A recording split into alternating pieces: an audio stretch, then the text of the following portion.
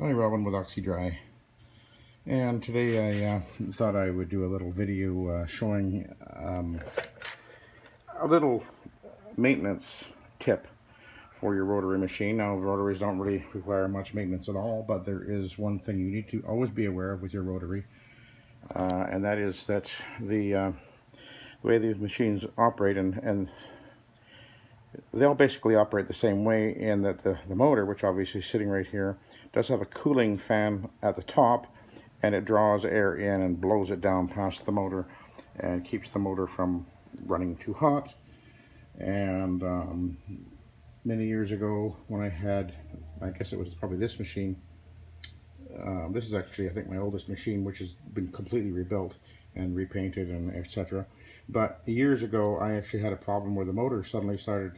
It would quit on me once in a while, just stop, and I would stop. I would have to let it sit for 5 minutes or 10 minutes or so. Then it would run again for a while, and I was not very smart about it. It had a different cap on the motor. Actually, the cap is, I'll show you what it actually looks like normally.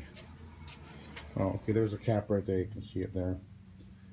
It sits right on top of the motor, and there's a space around the top of the cap, and that draws the air in there, and pulls it. I'll show you this. I put this different top on the motor because I thought shiny stainless steel looked pretty cool, eh? Anyway, so on top of the motor, so the air is pulled in and it goes down in here. Now I put this little grill on here because this grill actually catches a lot of the dust that gets in here and collects, and I pull this thing off usually about once a month or so, and I just clean it off. I use my little brush or whatever and just clean it off, and I do that regular. And then this time I was doing it, I realized that there's actually, I'll just pull this off. I took the screws off of here already to show you. And look at all the junk in here. That's quite a lot. So, and what happens is the dust will start to clog it, and it'll interfere with the cooling fan's ability to draw air and move it across the motor, blow it across the motor. The air comes out down there, right? So look at that. That's quite a bit, eh? But as we're using these machines, we're constantly kicking up carpet fiber and dust, etc. And over time, they will draw. Some of this dust will get up into the intake of your cooling system, and it could do that for years, and you're not realizing that your motor is actually running a lot hotter than it really is intended to, and that causes, over time, that'll cause a problem where you actually could literally burn your motor out, because that's actually what occurred to me with my first motor. Is the motor when it was shutting down, there's actually like a thermal switch in the windings of these motors, and it will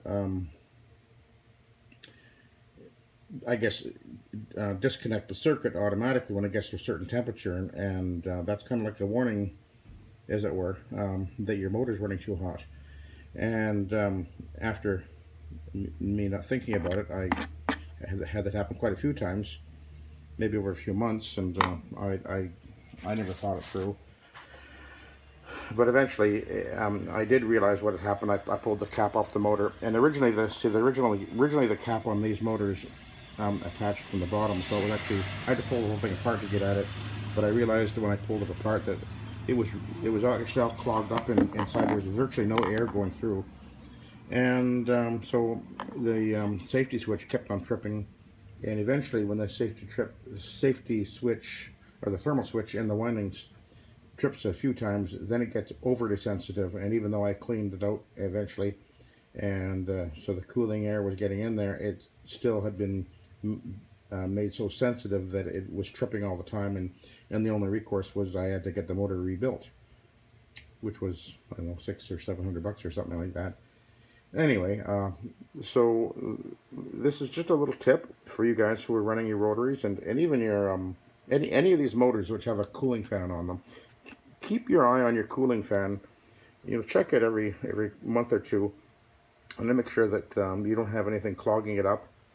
See, that was a fair amount clogging it up then, and that just reduces its efficiency to draw the air and blow it across the motor. And so if you that's basically the only maintenance we do on these machines, and that's about it. So it'd probably save you a lot of grief and could save you the terrible expense of having to rebuild the motor, which will be hundreds of dollars, or replace the motor, or and of course there's the pulling it all apart and everything, which is a big deal too usually.